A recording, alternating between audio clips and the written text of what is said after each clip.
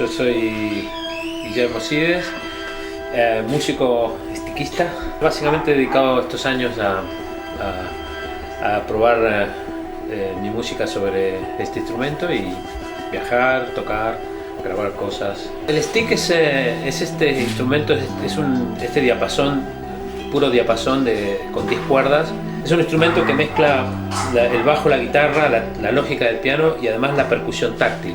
Como un instrumento que reunió 4 grandes instrumentos: bajo, piano, guitarra y percusión, y permite que el músico sea una especie de pequeño hombre orquesta, ¿no? Y el stick nace aproximadamente en los años 70 y fue como una revolución el hecho de dejar de tocar la guitarra como se tocaba habitualmente a tocarla presionando las cuerdas. Este cambio generó todo un mundo nuevo de músicos que ejecutan los instrumentos así, que esta técnica se llama tapping porque es presionando con los dedos las cuerdas del instrumento. Entonces es un instrumento moderno, fabricado e inventado por un luthier que se llama Emmett Chapman, de California.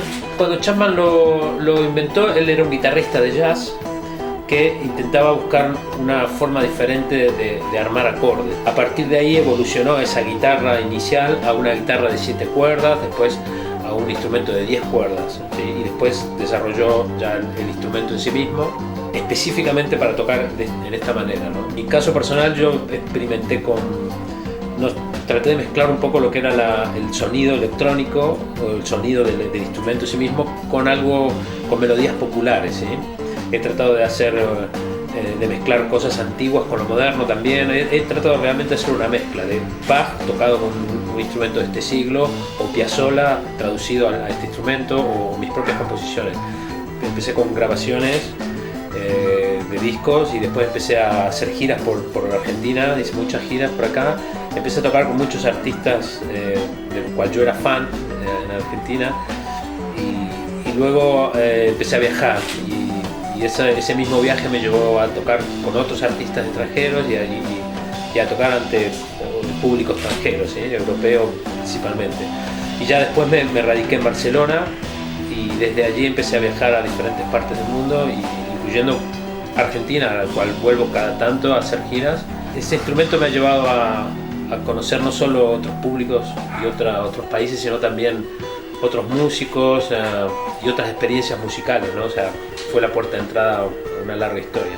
Yo antes, al principio, quería tocar con tal o cual, pero después descubrí que lo más interesante que yo podía tener era ofrecer mi propio concierto, y eso fue lo que hice, por ejemplo, cuando abrí conciertos de Roger Hodgson, Supertramp, o Emerson Lake and Palmer, o Rick Wakeman de Yes, o Jethro Tull, o Lito Vitale, o yo qué sé, tantos otros. Más que tocar con ellos, lo que yo tuve la chance fue de presentar mi música, ¿sí? en sus espectáculos.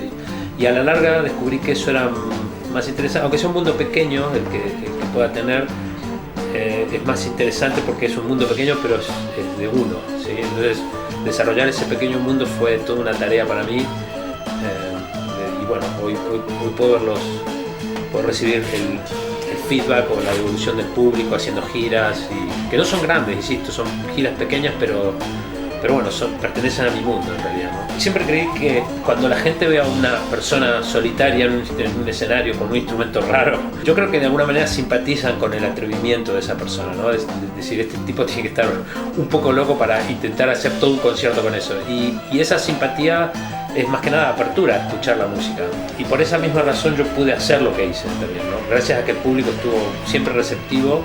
El primer día que me colgué un stick, yo hice así y ya estaba tocándolo, digamos. Yo decía, pero esto es aquí, esto acá, vale, esto es así. Y yo entendí la lógica al principio. Y esa unión matemática, casi diría, ocurrió desde el principio hasta el día de hoy. Para mí es un instrumento simple de tocar, digamos, ¿no? Yo sé que parece difícil, pero para mí me resultó muy simple porque era muy lógico para entender. En realidad, el avance que yo tuve sobre el instrumento no fue en el aspecto técnico, sino en el aspecto conceptual, es decir, qué música quiero hacer con este instrumento que es fácil para mí, por decirlo así, ¿no? Yo creo que esto le pasa a los pintores. Hay pintores que hacen cosas increíbles y que para ellos es natural hacerlo, es simplemente natural la palabra, ¿no? La evolución fue conceptual en el sentido de decir, bueno, ¿qué música puedo hacer? O qué concepto musical, o cómo puedo llegar a la gente de una manera honesta o limpia, siendo un músico instrumental, ¿no? Por ejemplo, si yo digo armónica, ¿sí? Y digo bandoneón, todos nosotros estamos pensando ahora en toda la historia de esa música. Hay nombres que surgen ahora mismo en nuestra mente y hay sonidos y músicas definidas con esos instrumentos. En cambio uno dice stick y esa historia no está escrita todavía. Y eso es una ventaja en realidad, porque cuando yo digo stick nadie está imaginando una música específica. Entonces yo tengo la chance de poder hacer toda esa música y mezclarla incluso. Por eso hago Bach, Piazzolla o sonidos rockeros o ambientales o simple melodías, ¿no? Que al público le gusta tanto el tango como la música clásica como el rock. No es cierto que no les gusta, yo he demostrado que sí, se lo he demostrado ellos mismos, ¿no? Y después de un concierto, esto pasó siempre y sigue pasando, viene el chico que escucha la renga y la señora que no escucha la renga y posiblemente escuche tango, y están los dos maravillados de ese concierto que escucharon. Yo digo, ¿cómo puede ser? Ustedes son hermanos de alguna forma, ¿no? Musicales.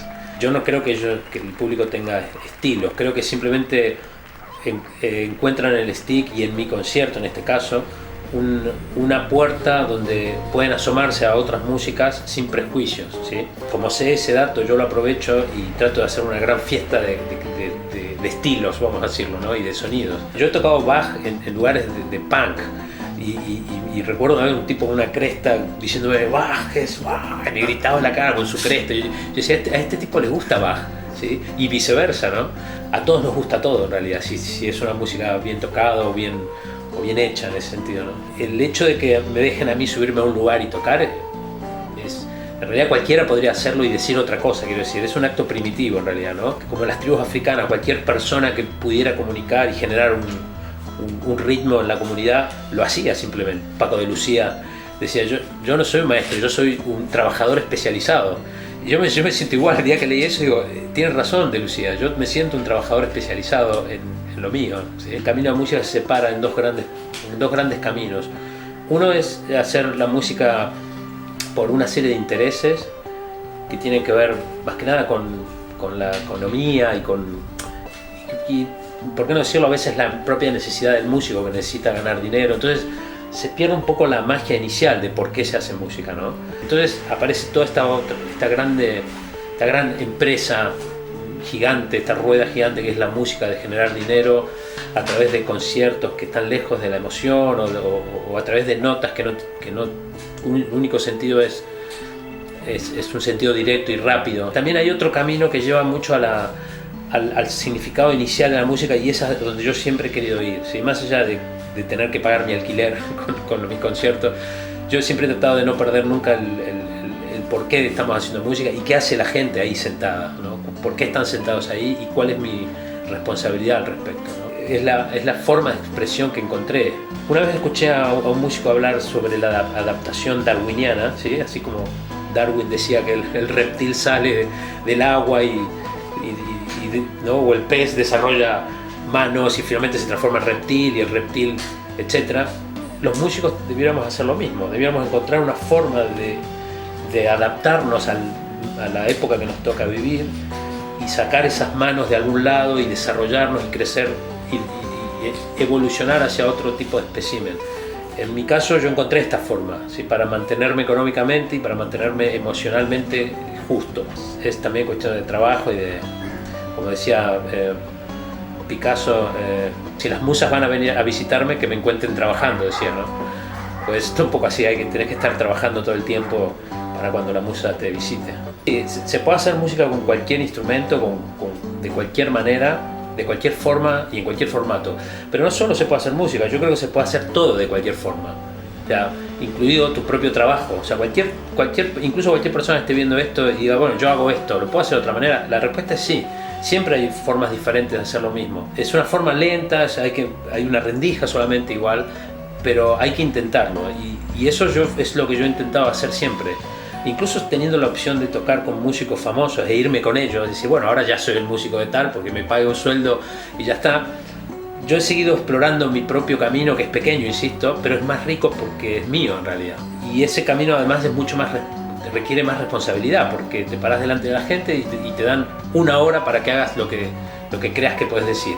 es mucho pedir que la gente te ofrezca una hora de su vida y se sienta ahí y dice, bueno, ¿qué tienes para nosotros? Hay países que son mucho más emocionales, otros que son más cerebrales, ¿sí? Más técnicos.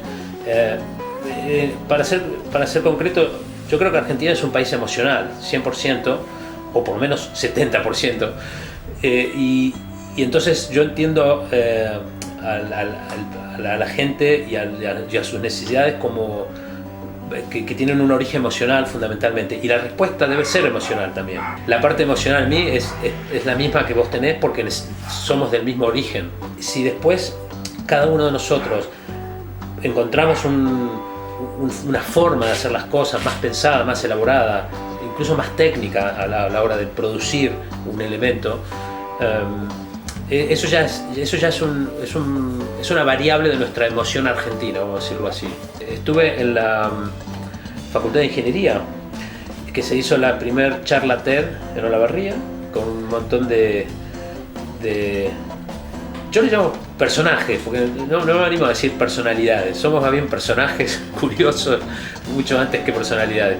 Y hablamos desde nuestro punto de vista, cada uno de sus cosas, unos 15 minutos cada uno, y fue súper interesante porque estas charlas TED son unas charlas que nacieron en Inglaterra y se hicieron muy populares en muchos países, y la gente va y habla simplemente y otra gente escucha, y se supone que esa charla pudiera o debiera inspirar a otros, inspirar a emociones, a hacer cosas, una idea que pueda ser inspiradora. Yo lo que decía ahí era que primero que los sueños, si eran humildes, eran más fáciles de conseguir, ¿sí? Y aparte, y que la felicidad es directamente proporcional al tamaño de los sueños. Quiero decir, yo daba un ejemplo, si yo quisiera tocar con Peter Gabriel, sería un sueño grande, pretencioso, ambicioso, pero claro, hay mucha gente soñando lo mismo, somos muchos que tenemos ese sueño, y la agenda de Peter Gabriel es pequeña, no puede tocar con todos los otros en el mundo, entonces habrá gente que no cumplirá ese sueño. Es mejor tener sueños hechos a medida, ¿sí? Sueños adaptados a la realidad en la que vivimos, sueños fáciles de cumplir, sueños simples, ¿no? Yo he cumplido esos sueños simples, pero ahora he vuelto al origen de mis sueños, que era tocar y emocionarme como la primera vez, tocar solo, ya sin la presión de la economía, no tocar por dinero en realidad, tocar simplemente porque realmente quiero tocar. Y todos esos eran mis sueños iniciales, en algún momento los perdí y ahora he vuelto a recuperarlos. Ahora sueño con ese pequeño inicio, es una vez más volver al origen.